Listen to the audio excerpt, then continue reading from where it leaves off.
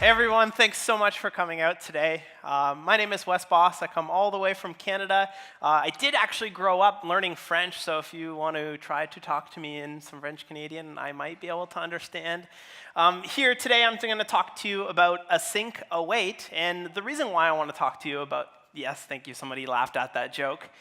Can we just take a second to appreciate my hilarious joke? Thank you, thank you. I want to talk to you about Async Await today because flow control in JavaScript, it's really hard. So how many of you, show of hands, how many of you are using promises in your code day to day right now? OK, cool, quite a few. I'm going to go a quick review through promises just because this is the foundation of Async Await. Promises in JavaScript are sort of like an IOU for something that's going to happen at some point in the future. So this could be an AJAX call returning data. This could be accessing a user's webcam once they hit the allow button on the little pop-up that shows. It could be resizing an image. The point is that all of these things take time. And with promises, we simply kick off the process, and then we move along with our lives. We only come back to that thing when we need to deal with the data. So, but why do we do it this way in JavaScript? And that's because JavaScript waits for nobody. It simply, everything in JavaScript is asynchronous, meaning that we kick off the process and we come back to it when we have to deal with the data or deal with the response. So let's relate this to real life, something that maybe you did this morning, which you want to make coffee, you want to drink your coffee, you want to cook your breakfast, and you want to eat breakfast. Would it make sense to finish making coffee before you can even start cooking your breakfast? Would it make sense to make the coffee, drink the coffee, and then once you're done, then you can go ahead and start making your breakfast? No, that doesn't make sense. We want to really just kick off the process of making coffee and then come back to it and deal with the result accordingly. So how we sort of dealt with this in the past was something called Christmas tree callback hell. And we would write code that looks like this. We've all written terrible, terrible code that probably got a little bit more. It looks like a Christmas tree if you go on the side. What's really cool about that is that promises allow us to start writing code like this, where we can run our functions, make coffee, make breakfast, and they return a promise, not the data, a promise that the data will come at some point in time. And then we can use .then to listen for the data actually coming back. We can take it one step further and sort of wrap it in a mega promise by saying promise.all, and that will allow us to wait until both of those things are done until we go forward and deal with the result. In this case, eat our breakfast and drink our coffee. Another example, let's say we were building a little animation library where we want to do one thing after another. Well, rather than doing the callback hell on the top, what we can do is kick off move to, which will return a promise, and then we can chain our .thens by returning a promise from each subsequent one. So this is really exciting because a lot of the new browser APIs are being built on promises. So we've got fetch, where you can fetch your data, then that will come back, we convert it into JSON, and then finally deal with that data at the end of the day. We can use a library called Axios, which is really exciting, where it has some, it's kind of like fetch, but it has some really good built-in defaults where we don't have to have that second then chained on the one. There's many, many more browser APIs, payment requests, dealing with credit card data in the browser, get user media, getting access to the webcam, web animation API. All of these things are being built on standard promises. It's really easy to make your own with promises as well. So here we have a function called sleep where it takes in the amount. And the way a promise works is immediately you return a promise. And then what you do inside of that promise is you either resolve it when things went well, or you reject it when things didn't go well. So in this case, after 500 milliseconds, we're going to resolve it with some data. Or if it's less than 300 milliseconds, I'm going to reject it because that's too fast. And what that will allow us to do is a little bit something like this, where we can write our code, and then we can chain then on it. And by returning a new promise from each one, we're allowed to keep going and chaining that code along the way. We get it. Promises are really, really great, but the then, I'm not happy with it, right? It's still kind of callback-y. And any code that needs to come after the final promise, it all still needs to go into that final .then. It can't just be top level in your current function. This is where Async Await comes in. It sort of saves the day. Async Await is still based on promises, but it's just a really nice new syntax for working with it. So we looked at this example earlier where we went from callback to promise base. Well, what we can do now, if you look at the bottom here, is we can simply make a function by tagging with async, and then inside of that, we simply put the await keyword in front of each of those functions, and that will simply sort of pause the function from running. It will wait until that promise resolves, until it moves on to the next line of code. No thens, no callbacks needed. So let's break it down. JavaScript is almost entirely asynchronous, non-blocking. We talked about that. It's great that we can create these experiences without having to lock up the browser whenever we do anything, but it's hard to read. It's sort of hard to author this code. So if we look at PHP, if we're not using any threads or anything, we wanted to go ahead and fetch two things from GitHub. What we would do is we would fetch the first one, and when that comes back, we would fetch the second one. And then when that comes back, we have both pieces of data, and we can go ahead and use them. Reads really nice top to bottom. Not so great, because why am I waiting for Wes to come back before I go off and fetch the Scott? In JavaScript, what we can do is we can put both of those promises into variables, and then wait until both of them come back. They can both fire off one after another. And then we can wait for both of them to come back, and then we can use the data by creating some HTML and displaying it on the page. So the PHP is kind of easier to read, but the JavaScript is more performant because we're not like waiting on unnecessary things to finish. But I'm not really happy with either. So Async Await gives us synchronous-looking code without the downside to actually writing synchronous code. So how does it work? First thing we need to do is mark our function as async. So you still keep your regular promise functions. Nothing changes with your functions that return a promise. What we do now is we create an async function by writing the word async in front of it. Then, when you're inside of an async function, you simply just await things inside of it. So you can either just await the sleep function, and that will just wait until the promise resolves. Or if you care about what's coming back from that promise, maybe it's some data from an API, then we can store that in a variable. So really, it's the best of both worlds. Let's take a look at another example here. So in this case, I'm sticking it into a variable, and that's another way that we can write it.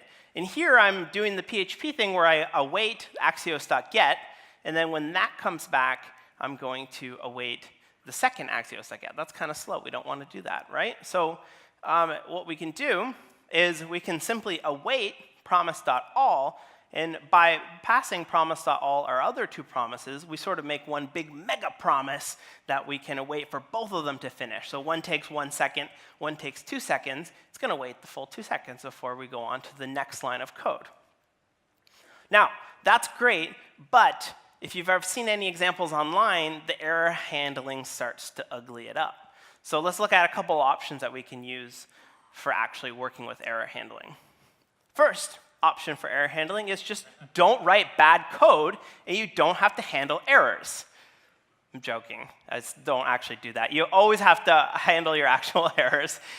Really, the first option is, and this is probably likely what you have seen online if you're looking at any examples, is use a try-catch. So just wrap everything in a try-catch, and you're going to be nice and safe. And the way that looks is you have your async function.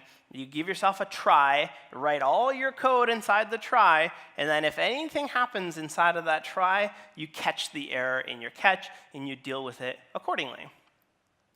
Second or third option is a higher order function, which is kind of cool because you can chain a .catch on async functions. So this is a little bit more complicated. You might have to come back to these slides and look at it, but let's walk through an example. So I've got a function, YOLO, where I don't care about error handling in this function. I'm going to assume everything works great. Then I'm going to await something that maybe gives me a 404 and is going to break because no data came back. This could be a syntax error. This could be any error that Axios might throw you. Then, this is where it gets a little bit hairy, so stay with me. You create a high-order function called handleError that takes as an argument the actual function, and then from that, you return a new function. So you basically just return the same function, but with a catch tagged onto the end. And the catch that's tagged onto the end, that's where you actually handle your error. If you're a hotshot and you're using ES6 for absolutely everything, you can do it in one line and then tweet about how cool you are. But I still don't understand exactly how all of that works. So the way it actually works, right, we created our one function that had no error handling, and then we created this weird high-order function that takes in the function and returns a new one. Then what you do is you just pass your unsafe function to handle error, and that will sort of create the new function that still does the same thing, but is now a little bit safer and able to actually handle any errors that might happen inside of that function. And this is, I find this extremely handy in Node and Express. How many of you write Express apps? Hands up. OK, probably about half of you. So let's say we've got an orders page. And when you hit the orders page, we want to find how the orders for the user, right? So if there were no orders, let's throw an error. But this could be any type of error, syntax or whatever. Now, normally in Express, you need to call next and pass the error to next, right? But, and then what would happen is that route would not render. It would pass it along your middleware line, and then at the bottom of your middleware, Express would render out an error page with the subsequent error code and error message. But that's good, but it doesn't really cover errors that we throw. You have to explicitly call next for that to work. It doesn't handle unexpected errors or syntax errors or database connection errors or anything else that has happened along the line of your middleware. So what we need to do here is we need to catch all of our errors and pass them along to the next function. We want to pass any error and pass it along to the next function.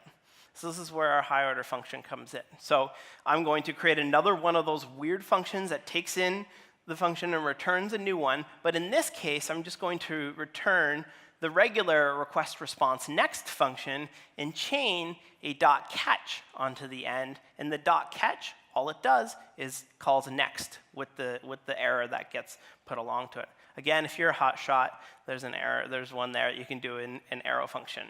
Now, this is how we implement it. We've got our catch errors function. Then we write all of our routes or all of our controller functions without any error handling in it. And then you can take your controller get orders and pass it to catch errors. And that's really, really nice because you can write all of your routes without having to worry about specifically handling the error in the exact same way. And then you can just wrap each of your routes in this catch errors function. The fourth option is handle the error when you call it. So sometimes you do want to handle the error when you call it because you say, oh, this is a special case. If there's an error here, I need to handle it in a different way. So it's pretty simple. You make your async function called load data, and maybe an error happens in that. When you call it, you can just chain a .catch onto the end and then deal with the error however it is that you'd like to do that. Fifth option, and this is really important if you're writing Node, Node will soon exit the process if your promise is rejected, meaning that if you have any code that doesn't handle an error on a promise, the entire process will exit, and then that could mean your app actually goes down. So pretty simple. You just listen for the unhandled rejection event, and then when that happens, you can deal with it accordingly, probably send it off to some sort of error handling service so that you can log it and deal with it in your code.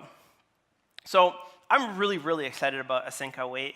I was excited about promises, but now that Async Await has come around, it's been a while since something fundamentally changed the way that I code my JavaScript and I code my flow control. I was using async.js, the library, for a long, long time, which still has a lot of really good use cases.